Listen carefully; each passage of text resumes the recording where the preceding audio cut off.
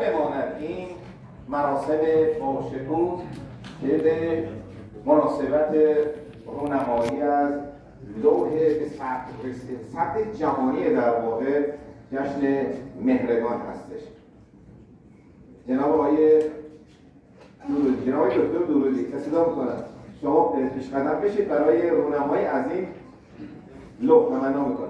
استفاده میکنم عزیزان همکاری بفرمایید برای رونمایی از این لوح بسیار زیبا. شما بعد تشریف بفرمایید.